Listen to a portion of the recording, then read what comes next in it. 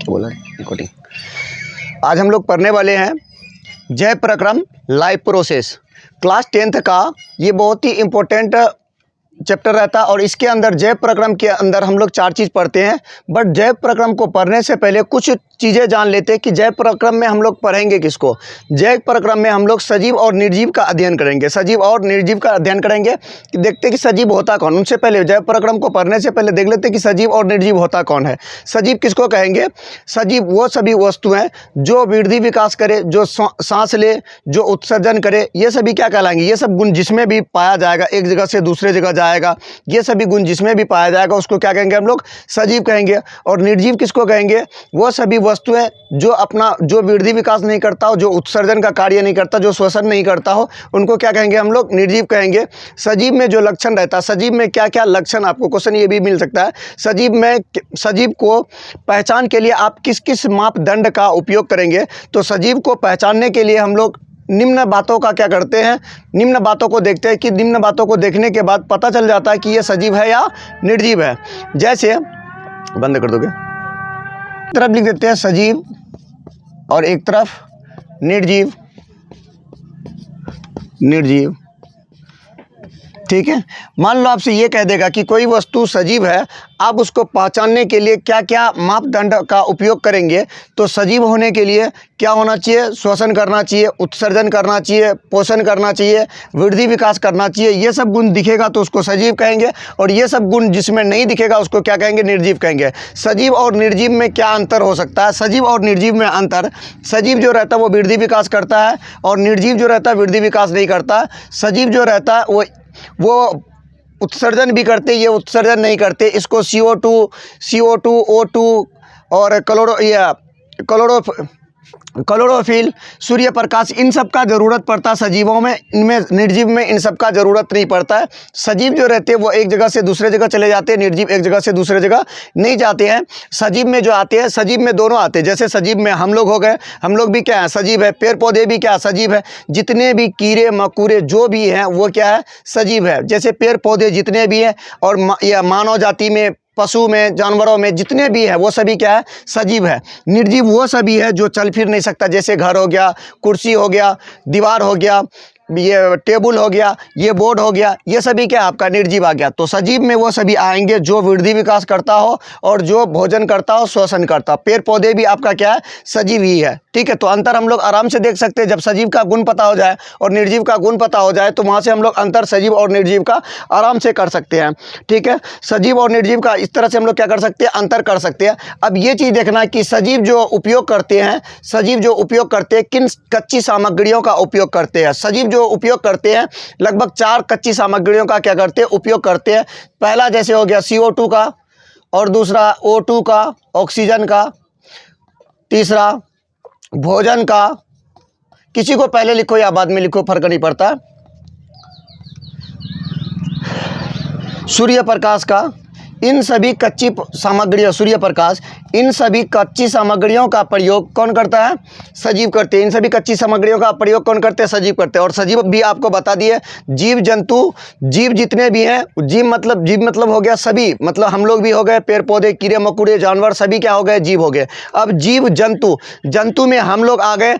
और जैसे पेड़ पौधे हैं इनका अलग ग्रुप रहता है और जंतु का अलग ग्रुप होता है। जंतु में जैसे हम लोग आ गए, हम लोग भी क्या है? जंतु ही है।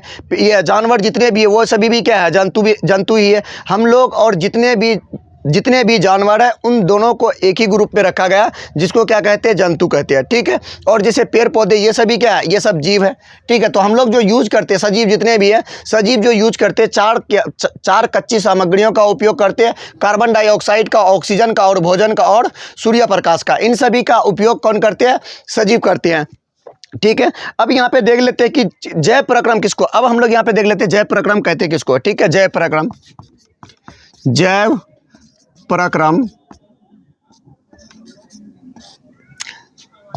किसको कहेंगे?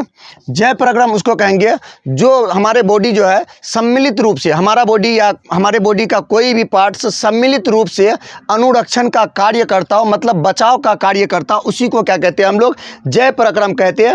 मतलब जैव प्रक्रम का हमारे जैसे बॉडी है, बॉडी कोई पार्ट्स, कई पार्ट्स मिल करके सम्मिलित रूप से क्या करता है? अनुरक्षण का काम करता है। जो क्या अनुरक्षण मतलब क्या? जो बचाव का काम करता है, जो क्या ठीक ठाक रखता है, उनका काम करता है, उसी को क्या कहते हैं हम लोग? जैव प्रक्रम कहते हैं। जैव प्रक्रम में जनन को नहीं रखा गया, जनन को जैव प्रक्रम में नहीं रखा गया है। क्यों नहीं रखा गया है? क्योंकि देखो, जनन में किसी अगर जनन करेगा तब भी जीवित रहेगा, जनन नहीं करेगा तब भी क्या रहेगा? जीवित रहेगा। बट जैव प्रक्रम में जो रहता है, इसमें अनुरक्षण का जो कार्य करता है, जनन अनुरक्षण का कोई भी कार्य नहीं करता, बट जैव प्रक्रम में जो रहता है अनुरक्षण का कार्य, सम्मिलित रूप से किसका? अनुरक्षण का कार्य करता, मतलब बचाव का कार्य करता, उसी को क्या कहते हैं हम लोग? जैव प्रक्रम कहते हैं। जनन को इसलिए नहीं रखा गया क्योंकि हम लोगों को आगे भी क्या, क्लास 10th में हम लोगों को आगे भी पढ़ना है जनन चैप्टर एक्स्ट्रा में, मतलब वो अलग से पढ़ना है, ठीक है। ये जो है ये जैव प्रक्रम का पार्ट से नहीं है, इसके बारे हम लोग एक्स्ट्रा में चैप्टर दिया हुआ वहाँ पे पढ़ेंगे। बट जैव प्रक्रम में जो आता है हमारे शरीर का, जो हमारे शरीर या जीव, जितने भी जीव है उसका शरीर का संरक्षण के लिए जो कार्य करता, उसी को क्या कहते हैं हम लोग? जैव प्रक्रम कहते हैं। और इसी में आते हैं क्या? जैव प्रक्रम में ये आते हैं क्या? अनुरक्षण। अब अनुरक्षण का कार्य करता मतलब वो शरीर का वह सम्मिलित भाग जो क्या अनुरक्षण का काम करते हैं, उसी को क्या कहते हैं? जैव प्रक्रम कहते हैं। अब अनुरक्षण किसको कहते हैं? अनुरक्षण किसको कहते हैं? अनुरक्षण उसको कहते हैं, अनुरक्षण किसको कहेंगे? जो बचाव के लिए क्या करता हो? काम करता। जैसे बचाव के लिए हमारा कोशिका, टूटे फूटे कोशिकाओं का या उत्तकों का वृद्धि विकास करता है, उसी या मरम्मत करता है, उसी को क्या कहते हैं हम लोग? अनुरक्षण कहते हैं। जैसे देख लो, हम लोग कभी कभी क्या करते हैं, हाथ को जोर से नोच देते तो उसमें बहुत सारे कोशिकाएं क्या होता है? नष्ट हो जाता है। अब उसका, उसी को क्या कहते हैं? उसी को, वो कोशिका नष्ट हो गया, अब उनको अनुरक्षण के लिए हम लोग क्या करते हैं? भोजन करते हैं। उनको बचाव के लिए क्या करते हैं? भोजन करते हैं। तो ये हो गया आपका अनुरक्षण। अनुरक्षण का मतलब होता है बचाव। अनुरक्षण का मतलब क्या होता है? बचाव। ये अनुरक्षण जो रहता है वो टूटे फूटे कोशिका और उत्तकों का क्या करता है? मरम्मत करता, उसी को क्या कहते हैं हम लोग? अनुरक्षण कहते हैं। अब जैव प्रक्रम के अंतर्गत कितने चीज़ों को पढ़ना है हम लोगों को? जैव प्रक्रम के अंदर 4 चीज़ों को पढ़ना है। जैव प्रक्रम के अंदर कितने? 4 चीज़ों को पढ़ना है। जैसे देख लो, जैव प्रक्रम के अंदर में क्या क्या पढ़ना है हम लोगों को?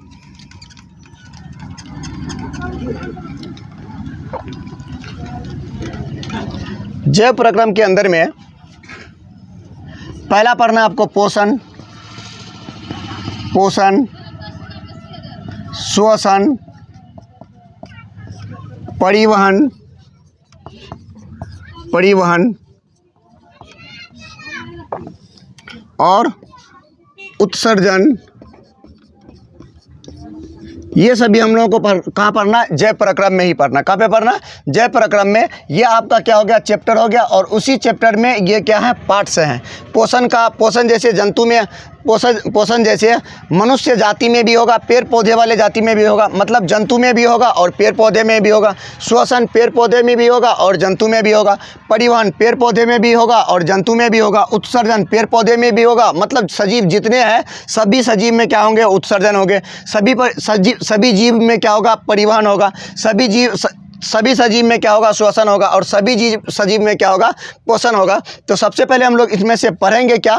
पोषण के बारे में पढ़ेंगे। किसके बारे में? पोषण को ही पढ़ेंगे। कि और पोषण किसमें? पेड़ पौधे में पोषण पढ़ेंगे, ठीक है।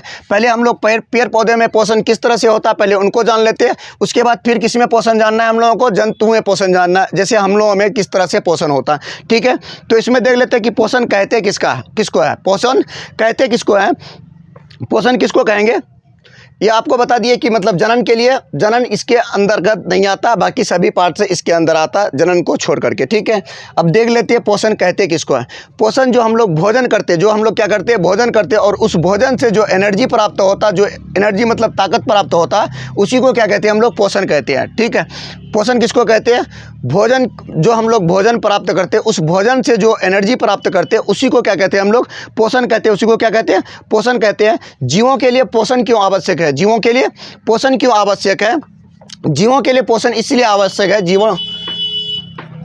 जीवों के लिए पोषण क्यों आवश्यक है?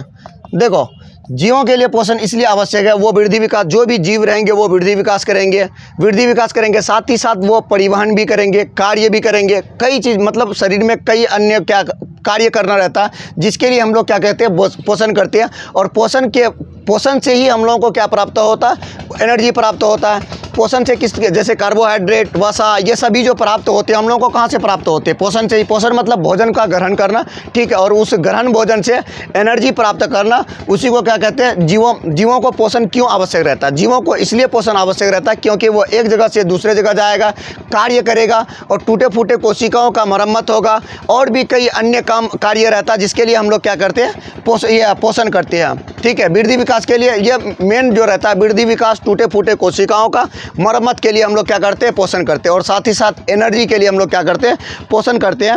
उससे आगे क्वेश्चन है, पोषण के आधार पर जीवों को कितने वर्गों में बांटा गया। पोषण के आधार पर जीवों को 2 वर्गों में बांटा है। पोषण के आधार पर जीवों को कितना वर्गों में बांटा गया, 2 वर्गों में। एक परपोषी पोषण और एक स्वपोषी पोषण, और दूसरा क्या, परपोषी पोषण, ठीक है। पहला स्वपोषी पोषण, स्वपोषी पोषण, जिसको क्या बोलते हैं, ऑटोट्रॉफ्स।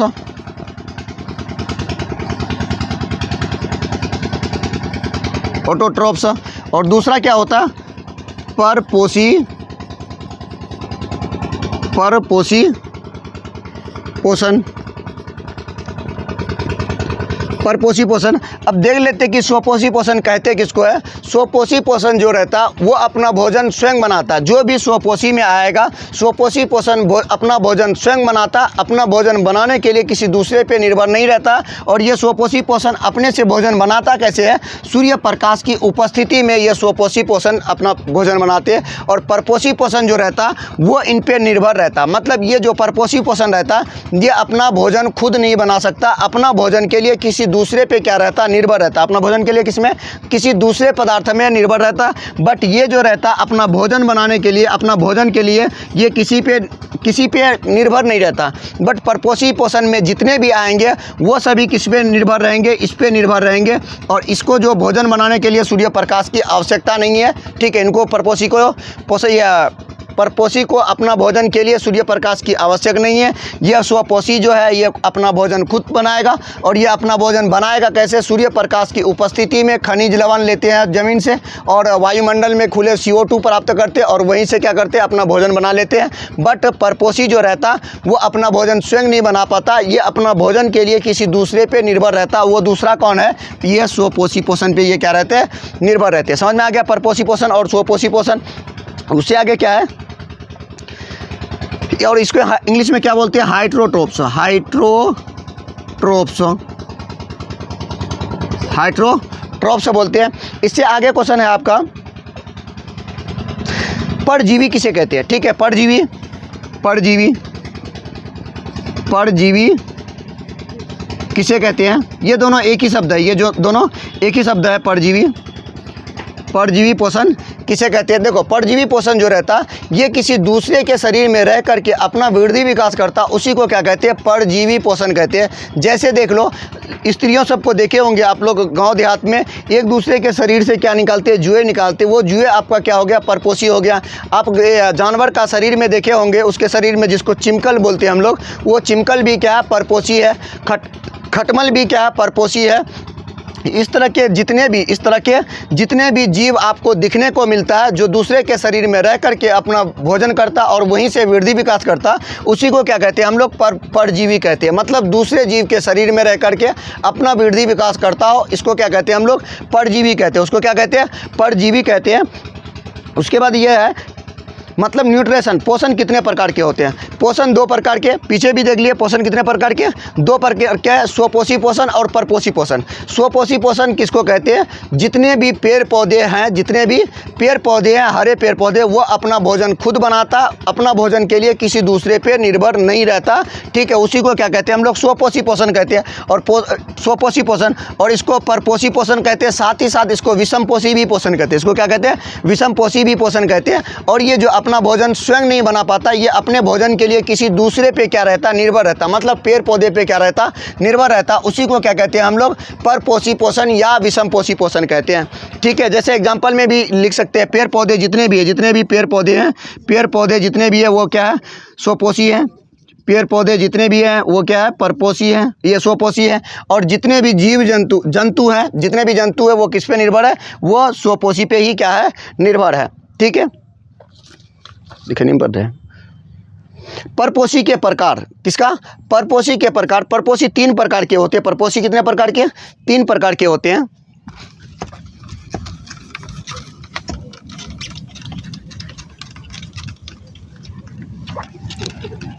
अभी हम लोग पोषण में ही पढ़ रहे हैं, पोषण के ही अंतर्गत में अभी हम लोग पढ़ रहे हैं।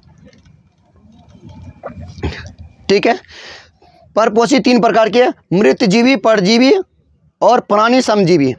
पहला मृतजीवी,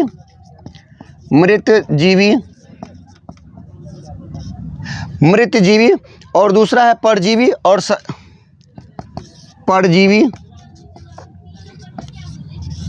परजीवी और अगला है आपका प्राणी समपोषी, प्राणी समपोषी। ठीक है, प्राणी समपोषी।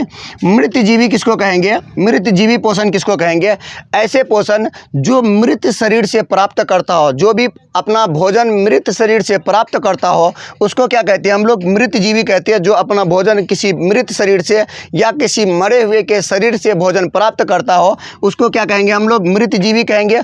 और परजीवी उसको कहेंगे जो अपना भोजन किसी अन्य के शरीर से प्राप्त करता हो, दूसरे के शरीर में रह करके वहीं पे वृद्धि विकास करता हो, उसको क्या कहेंगे, परजीवी कहेंगे। परजीवी में जैसे आ गया, परजीवी में जैसे खटमल, ये सब नॉर्मल एग्जाम्पल है।